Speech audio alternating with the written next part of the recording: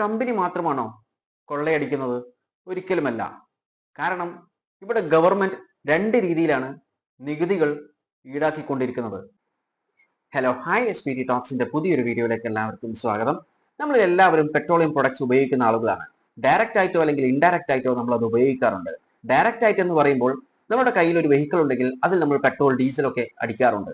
ഇനി ഇൻഡയറക്റ്റ് ആയിട്ടാണെങ്കിൽ നമ്മളൊരു ബസ്സോ അല്ലെങ്കിൽ മറ്റു ട്രാൻസ്പോർട്ടേഷൻസ് ഉപയോഗിക്കുമ്പോൾ നമ്മൾ അതിൽ ടിക്കറ്റ് എടുക്കുന്നുണ്ട്. ആ ടിക്കറ്റിൽ ഈ ഒരു പെട്രോളിയം പ്രൊഡക്ട്സിന്റെ ഫീയും കൂടി ആഡ് ആവുന്നുണ്ട്, അല്ലെങ്കിൽ കോസ്റ്റും കൂടി ആഡ് ആവുന്നുണ്ട്. ഇന്നത്തെ വീഡിയോയിൽ പ്രധാനമായി നമ്മൾ ഡിസ്കസ് ചെയ്യാൻ പോകുന്നത് ക്രൂഡ് ഓയിലിന്റെ വില അന്താരാഷ്ട്ര വിപണിയിൽ കുറയുമ്പോൾ എന്തുകൊണ്ടാണ് ഇന്ത്യയിൽ ഒരു മാറ്റവും വരാത്തത്, അല്ലെങ്കിൽ ക്രൂഡ് ഓയിലിന്റെ വില കുറയുമ്പോൾ ഇന്ത്യയിൽ പെട്രോളിന്റെയും ഡീസലിന്റെയും വില എന്തുകൊണ്ടാണ് ഉയരുന്നത്. അതുപോലെ തന്നെയാണ് ഇന്ത്യ ഭൂട്ടാന് പെട്രോളിയം പ്രൊഡക്ട്സ് കൊടുക്കുന്നുണ്ട്. എന്നാൽ രണ്ടിടത്തെയും പ്രൈസ് വില നോക്കിക്കഴിഞ്ഞു കഴിഞ്ഞാൽ ഭൂട്ടാനിൽ വളരെ കുറവും ഇന്ത്യയിൽ വളരെ കൂടുതലുമാണ്. അത് എന്തുകൊണ്ടാണ്? ഈ കാര്യങ്ങളൊക്കെയാണ് ഇന്നത്തെ വീഡിയോയിൽ നമ്മൾ ഡിസ്കസ് ചെയ്യാൻ പോകുന്നത്. ഇത് മുഴുവനായി മനസ്സിലാക്കി കഴിഞ്ഞാൽ നിങ്ങൾ തന്നെ പറയും, പകൽ കൊള്ളയ്ക്ക് ഒരു മുഖമുണ്ടെങ്കിൽ അത് ഇതാണെന്ന്. നമുക്ക് കുറച്ച് ഡാറ്റാസിൽ നിന്നും തുടങ്ങാം. 2022 ക്രൂഡ് ഓയിലിന്റെ വില എന്ന് പറയുന്നത്, അതായത് അന്താരാഷ്ട്ര വിപണിയിൽ ക്രൂഡ് ഓയിലിന്റെ വില എന്ന് പറയുന്നത് $100.93 ആണ്. ആ സമയം ഇന്ത്യയിൽ 2022 ഇന്ത്യയിൽ പെട്രോളിന്റെ വില, നമുക്ക് പെട്രോളിന്റെ മാത്രം എടുക്കാം, പെട്രോളിന്റെ വില എന്ന് പറയുന്നത് 95 രൂപയാണ് പെർ ലിറ്റർ. 2023 ആകുമ്പോൾ $83 ക്രൂഡ് ഓയിലിന്റെ വില കുറഞ്ഞു. ആ സമയം ഇന്ത്യയിലെ പെട്രോളിന്റെ വില 98, അതായത് 3 രൂപയായി കുറഞ്ഞു. ഇതൊക്കെ ഏകദേശം ഒരു ആവറേജ് കണക്കുകളാണ്, ആക്യുറേറ്റ് ആയിട്ടുള്ള കണക്കല്ല, ആവറേജ് ആണ്. ടോട്ടൽ ഒരു വർഷത്തെ മുഴുവൻ ആവറേജ് എടുത്തതിനുള്ള കണക്കുകളാണ് ഈ പറയുന്നത്. അതുപോലെ 2024 ആകുമ്പോൾ $82.58 ക്രൂഡ് ഓയിലിന്റെ വില കുറഞ്ഞു. ആ സമയം ഇന്ത്യയിലെ പെട്രോളിന്റെ വില 100 രൂപയായി കൂടി. അതുപോലെ 2025 നോക്കിക്കഴിഞ്ഞാൽ ഇപ്പോൾ പ്രസന്റ്ലി ക്രൂഡ് ഓയിലിന്റെ വില എന്ന് പറയുന്നത് $62.87 ആണ്. എന്നാൽ ഇന്ത്യയിലെ പെട്രോളിന്റെ വില നമുക്ക് അറിയാവുന്നതാണ്. ഏകദേശം 103 മുതൽ 106 വരെ ആണ് ഒരു ലിറ്റർ പെട്രോളിന്റെ ഇന്ത്യയിൽ ഇപ്പോഴത്തെ വില എന്ന് പറയുന്നത്. എന്തുകൊണ്ടാണ് അന്താരാഷ്ട്ര വിപണിയിൽ ക്രൂഡ് ഓയിലിന്റെ വില കുറയുമ്പോൾ അത് ഇന്ത്യയെ എഫക്ട് ചെയ്യാത്തത്? അതിന് ഒരുപാട് റീസൺസ് ഉണ്ട്. അതിൽ ഏറ്റവും പ്രധാനപ്പെട്ട 2 റീസൺ എന്ന് പറയുന്നത്, ഒന്നാമത്തെ റീസൺ എക്സ്ചേഞ്ച് റേറ്റ് ലാഗ് ആണ്. അതായത് എക്സ്ചേഞ്ച് റേറ്റിലുള്ള വ്യത്യാസങ്ങൾ ഏകദേശം 15 മുതൽ 30 ബിസിനസ് ഡേയ്സ് എടുക്കും അത് എഫക്റ്റീവിലേക്ക് വരാൻ വേണ്ടിയിട്ട്. ആ ഒരു ലാഗാണ് ഒന്നാമത്തെ കാരണം. രണ്ടാമത്തെ കാരണം ഇൻവെന്ററി ആണ്, ഇൻവെന്ററി കോസ്റ്റ്, സ്റ്റോക്ക് ആണ്. അതായത് നമുക്കറിയാം, ഏതൊരു കമ്പനി ആയിരുന്നാലും ശരി, അവരുടെ റോ മെറ്റീരിയൽസ് കൂടുതലായിട്ട് അവർ സ്റ്റോക്ക് ചെയ്യാൻ ശ്രമിക്കും. അങ്ങനെ സ്റ്റോക്ക് ചെയ്യുമ്പോൾ പെട്ടെന്ന് ക്രൂഡ് ഓയിലിന്റെ വില കുറയുമ്പോൾ അവർ ഓൾറെഡി ഹൈ കോസ്റ്റിലുള്ള ക്രൂഡ് ഓയിൽ സ്റ്റോക്ക് ചെയ്തിട്ടുണ്ട്.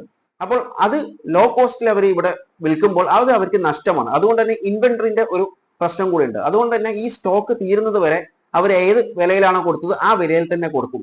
അതിനുശേഷം മാത്രമേ ഈ ഒരു ക്രൂഡ് ഓയിലിന്റെ വിലയിൽ കുറവുണ്ടായത് ഇന്ത്യയിലെ ആളുകൾക്ക് ഇഫക്റ്റീവ് ആയിട്ട് വരികയുള്ളൂ. ഇതാണ് 2 പ്രധാനപ്പെട്ട കാരണങ്ങൾ എന്ന് പറയുന്നത്. ഇനി എന്തുകൊണ്ടാണ് ക്രൂഡ് ഓയിലിന്റെ വില കുറഞ്ഞിട്ടും ഇന്ത്യയിലെ പെട്രോളിയം പ്രൊഡക്റ്റിന്റെ വില അധികരിക്കുന്നത്? അതിനുള്ള കാരണം എന്ന് പറയുന്നത് അതൊരു ബാലൻസിങ് ആണ്. അതായത് പെട്ടെന്ന് ക്രൂഡ് ഓയിലിന്റെ അന്താരാഷ്ട്ര വില കുറയുമ്പോൾ അത് പിന്നീട് പെട്ടെന്ന് തന്നെ കൂടാനുള്ള സാധ്യത ഉണ്ട്. അതുകൊണ്ട് തന്നെ പെട്രോളിയം പ്രൊഡക്ട്സിൽ ഇന്ത്യയിൽ വില കുറച്ച് അധികരിപ്പിച്ചു വെച്ചു കഴിഞ്ഞാൽ എപ്പോഴാണോ ക്രൂഡ് ഓയിലിന്റെ വില അന്താരാഷ്ട്ര വിപണിയിൽ കൂടുമ്പോൾ ഈ ഒരു പെട്രോളിയം പ്രൊഡക്ട്സിന്റെ വില കുറച്ചൊന്ന് കുറച്ചിട്ട് ഒരു നോർമൽ രീതിയിൽ തന്നെ ആളുകൾക്ക്, കൺസ്യൂമറിന് കൊടുക്കാൻ പറ്റും. അതാണ് ഒരു ബാലൻസിങ് ആണ് അതിലൂടെ ഉദ്ദേശിക്കുന്നത്. പക്ഷെങ്കിൽ ഈ ഞാൻ പറഞ്ഞിട്ടുള്ള എല്ലാ കാരണങ്ങളും ഒരു ഷോർട്ട് ടേം മാത്രമാണ്, ലോങ് ടേമിൽ ഒരിക്കലും പോവില്ല. ജസ്റ്റ് ഒരു ഷോർട്ട് ടേം ആണ്. പക്ഷേ ഏകദേശം 500 ദിവസത്തിൽ കൂടുതലായി ഇന്ത്യയിലെ പെട്രോളിന്റെ വിലയിൽ മാറ്റങ്ങൾ വന്നിട്ട് ഒരു മാറ്റവും ഈ 500 ദിവസത്തിനുള്ളിൽ വന്നിട്ടില്ല. എന്നാൽ അതേസമയം ക്രൂഡ് ഓയിലിന്റെ വില കുറഞ്ഞുകൊണ്ടേയിരിക്കുന്നുണ്ട്.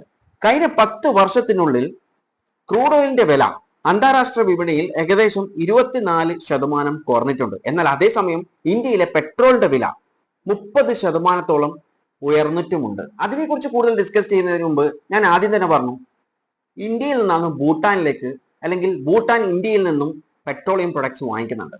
എന്നിട്ട് അവിടെ വിൽക്കുന്നത് പെട്രോളിന് 64 രൂപയും 66 രൂപയുടെ ഇടയിലാണ്. അതുപോലെ തന്നെ ഡീസലിന്റെ വില 67 രൂപയും 70 രൂപയുടെ ഇടയിലാണ് ഭൂട്ടാനിലെ ഈ പെട്രോൾ ഡീസലിന്റെ വില എന്ന് പറയുന്നത്. എന്നാൽ നമുക്കറിയാം ഇന്ത്യയിലെ വില എന്ന് പറയുന്നത് 100, 105, ഡീസലിന് 91, 92 ഒക്കെയാണ് വില വരുന്നത്. ഇത് എന്തുകൊണ്ടാണ് ഇത്ര ഡിഫറൻസ് എന്ന് പറയുന്നത്?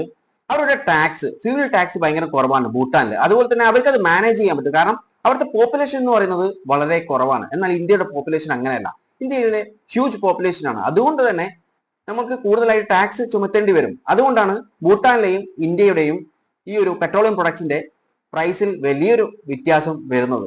ഇനി നമുക്ക് പകൽ കൊള്ളയിലേക്ക് പോകാം. അതായത് 2021 ബേസിക് പ്രൈസ് ഓഫ് പെട്രോൾ എന്ന് പറയുന്നത്, അതായത് ടാക്സ് എമൗണ്ട് ഒന്നും കൂട്ടാതെ വെറും പെട്രോളിന്റെ വില എന്ന് പറയുന്നത് 29.7 രൂപയാണ്. എന്നാൽ 2025 ആകുമ്പോൾ അത് 56-57 രൂപയായിട്ട് മാറിയിട്ടുണ്ട്. അതായത് 105 രൂപ നമ്മളിപ്പോൾ പെട്രോളിന് കൊടുക്കുന്നത് 56-57 രൂപ മാത്രമേ പെട്രോളിന്റെ പണമുള്ളൂ. ബാക്കിയൊക്കെ ടാക്സ് ആണ്.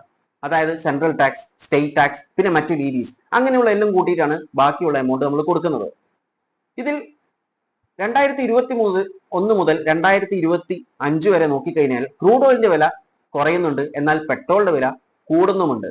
അതിൽ ഞാൻ പറഞ്ഞ കാരണങ്ങളൊക്കെ ഷോർട്ട് ടേം മാത്രമാണ്. അല്ലാതെ ഇത്ര 3 ഇയേഴ്സ് 4 ഇയേഴ്സ് ഒന്നും ഒരിക്കലും ഈ ഒരു കാര്യങ്ങളൊന്നും നിലനിൽക്കില്ല. അങ്ങനെ വരുമ്പോൾ ഇത് കൊള്ള തന്നെയാണ്. ഇനി വിൻഫാൾ ടാക്സ് എന്ന് പറഞ്ഞിട്ടുണ്ട്. അതായത് ഒരു സെക്ടർ എന്തെങ്കിലും ഒരു കാരണത്താൽ കൂടുതലായിട്ട് ഒരു പ്രോഫിറ്റ്, എക്സസീവ് ആയിട്ടുള്ള ഒരു പ്രോഫിറ്റ് നേടുന്നുണ്ടെങ്കിൽ അതിന്റെ മുകളിൽ ചുമത്തുന്ന ഒരു ടാക്സ് ആണ് വിൻഫാൾ ടാക്സ് എന്ന് പറയുന്നത്. ആ ടാക്സ് നിലവിലുണ്ടായിരുന്നു. എന്നാൽ ഡിസംബർ 2, 2024 അത് എടുത്തു കളഞ്ഞു. 0% വിൻ ടാക്സ് ആക്കിയിട്ടുണ്ട് പെട്രോളിയം പ്രൊഡക്ട്സിന്റെ മുകളിൽ. അതായത് ഗവൺമെന്റിന്റെ സപ്പോർട്ടോട് കൂടി തന്നെയാണ് ഈ ഒരു കൊള്ള നടക്കുന്നത് എന്നതാണ് സത്യാവസ്ഥ. ഇവിടെ കമ്പനി മാത്രമാണോ കൊള്ളയടിക്കുന്നത്? ഒരിക്കലുമല്ല. കാരണം ഇവിടെ ഗവൺമെന്റ് 2 രീതിയിലാണ് നികുതികൾ ഈടാക്കിക്കൊണ്ടിരിക്കുന്നത്. വിൻഫാൾ ടാക്സ് ഒഴിവാക്കിയെങ്കിലും 2 രീതിയിൽ. ഒന്നാമത്തേത് പെട്രോളിയം പ്രൊഡക്ട്സ് വിൽക്കുമ്പോൾ അതിൽ നിന്നും ടാക്സ് ഈടാക്കുന്നുണ്ട്. അതിന്റെ കണക്കുകൾ ഞാൻ ഓൾറെഡി പറഞ്ഞു കഴിഞ്ഞു. രണ്ടാമത്തെ ടാക്സ് എന്ന് പറയുന്നത് ഈ പ്രൊഡ്യൂസറിൽ നിന്നാണ്. അതായത് ഈ കമ്പനീസ് ഉണ്ടാക്കുന്നതിലൂടെ പ്രോഫിറ്റ് ഉണ്ടാക്കുന്നുണ്ട്. ആ കമ്പനിയുടെ പ്രോഫിറ്റിൽ നിന്നും ഒരു കോർപ്പറേറ്റ് ടാക്സ് എന്ന് പറഞ്ഞിട്ട് ഗവൺമെന്റ് ഈടാക്കുന്നുണ്ട്. അങ്ങനെ വരുമ്പോൾ യഥാർത്ഥ കൊള്ളക്കാർ ആരാണ്? കമ്പനീസ് കൺസ്യൂമറിനെ മാത്രമേ കൊള്ളയടിക്കുന്നുള്ളൂ. എന്നാൽ ഗവൺമെന്റ് രണ്ടുപേരെയും കൊള്ളയടിച്ചുകൊണ്ടിരിക്കുകയാണ്. പക്ഷേ ഈ ഒരു ടാക്സ് ഒക്കെ കൂടുതലും സർവീസസിന് വേണ്ടിയിട്ട്, അതായത് ജനങ്ങൾക്ക് വേണ്ടിയിട്ടുള്ള കാര്യങ്ങൾക്ക് വേണ്ടിയിട്ട് ഉപയോഗിക്കുന്നതാണ്. അതുകൊണ്ട് തന്നെ മുഴുവനായിട്ടും കൊള്ള എന്ന് പറയാൻ പറ്റില്ലെങ്കിലും, എന്നാൽ ഈ ടാക്സിന്റെ തോത് നോക്കിക്കഴിഞ്ഞാൽ അത് വലുത് തന്നെയാണ്. നമ്മൾ 1 ലിറ്റർ പെട്രോൾ അല്ലെങ്കിൽ ഡീസൽ വാങ്ങിക്കുമ്പോൾ എത്രയാണ് ടാക്സ് കൊടുക്കുന്നത്?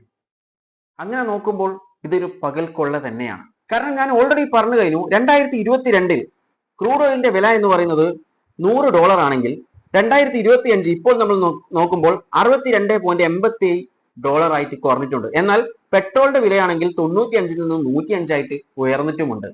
അങ്ങനെ വരുമ്പോൾ ഇതിൽ പകൽ കൊള്ളയല്ലേ? ഇതിൽ സർക്കാരും അതുപോലെ തന്നെ പെട്രോളിയം കമ്പനീസും നമ്മളെ, അതായത് രാജ്യത്തെ ഓരോ ജനങ്ങളെയും ചൂഷണം ചെയ്തുകൊണ്ടിരിക്കുകയാണ്. നമ്മൾ ആ ചൂഷണം അനുഭവിച്ചും കൊണ്ടിരിക്കുന്നു. ഒന്നും നമ്മൾ അങ്ങോട്ടേക്ക് പറയുന്നുമില്ല, ചോദിക്കുന്നുമില്ല. അതുകൊണ്ട് തന്നെ അതങ്ങനെ മുന്നോട്ടേക്ക് പോയിക്കൊണ്ടിരിക്കുന്നു. ഇനി ഇപ്പോൾ പുതിയൊരു GST റിഫോം വന്നിട്ടുണ്ട്. ഈ GST റിഫോമിൽ പറയുന്നത്, അല്ലെങ്കിൽ ആളുകൾ പറയുന്നത്, അല്ലെങ്കിൽ സ്റ്റേറ്റ് പറയുന്നത് അവർക്ക് തീരാ നഷ്ടമുണ്ടാകുന്ന ഒരു റിഫോമാണ്, അല്ലെങ്കിൽ GSTയിലുള്ള മാറ്റങ്ങളാണെന്നാണ് സ്റ്റേറ്റ് പറയുന്നത്. എന്നാൽ അതേസമയം ഇത് കൺസ്യൂമേഴ്സിന്, അതായത് സാധാരണ ജനങ്ങൾക്ക് ഇത് കൊണ്ട് ലാഭമാണെന്നും പറയുന്നുണ്ട്. അത് സത്യമാണോ? ഇതിനെക്കുറിച്ചിട്ടുള്ള ഒരു ഡീറ്റെയിൽ വീഡിയോ ആണ് എൻ്റെ അടുത്ത വീഡിയോ. അതുകൊണ്ട് കാണണമെന്നുള്ള ആളുകൾക്ക് ചാനൽ സബ്സ്ക്രൈബ് ചെയ്യുക. വീഡിയോ ഇഷ്ടപ്പെട്ടിട്ടുണ്ടെങ്കിൽ വീഡിയോ ലൈക്ക് ചെയ്യാനും ഷെയർ ചെയ്യാനും മറക്കല്ലേ. And thanks for watching me and stay tuned for another video. Okay, thank you.